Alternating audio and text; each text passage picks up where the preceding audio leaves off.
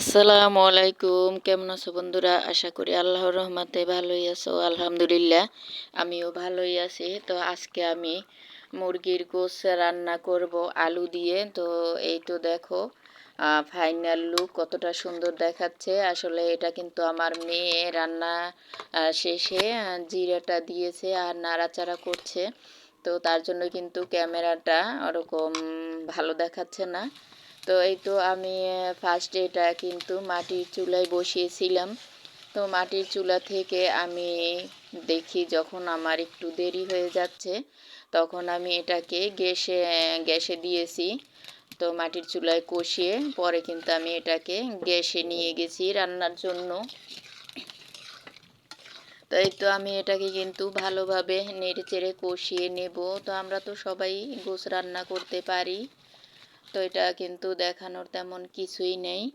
তো এই তো দেখো আলু দিয়ে আমার কিন্তু এটা কিন্তু এখন আমি গ্যাসে নিয়ে এসেছি। তো সেটাই একটু তোমাদের সাথে নেড়ে চেড়ে দেখাচ্ছি। এটার ভিতরে কিন্তু আমি আলু দিয়েছি।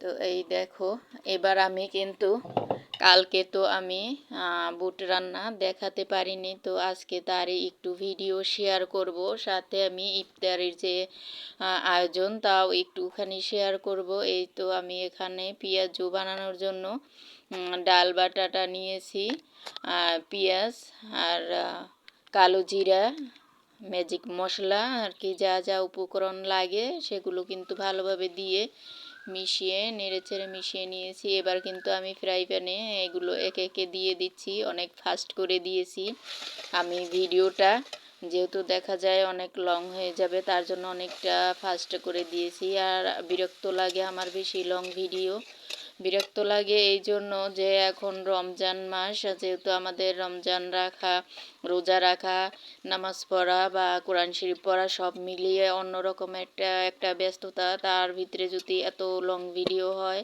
তাহলে আসলে আমাদের জন্য খুবই মুশকিল।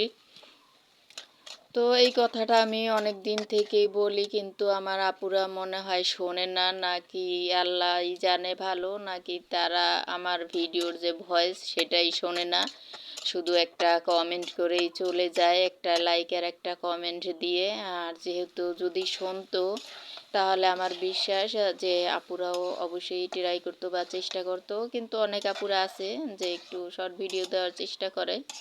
আমার এই ভিডিওটা কিন্তু অনেক লং হয়েছিল, প্রায় 10 মিনিটের উপরে, কিন্তু আমি টেনে টেনে ভিডিওটাকে অনেকটা পরিমাণে শর্ট করেছি।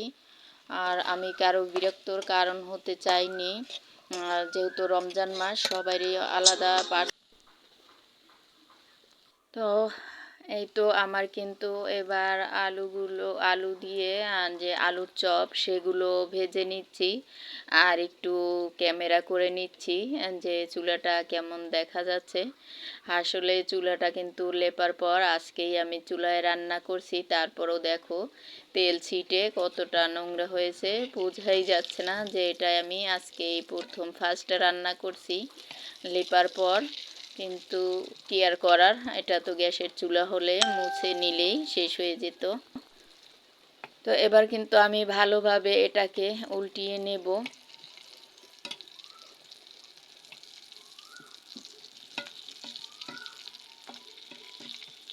আর সবাই একটু চেষ্টা করব রমজান মাসে একটু শর্ট ভিডিও দেওয়ার জন্য।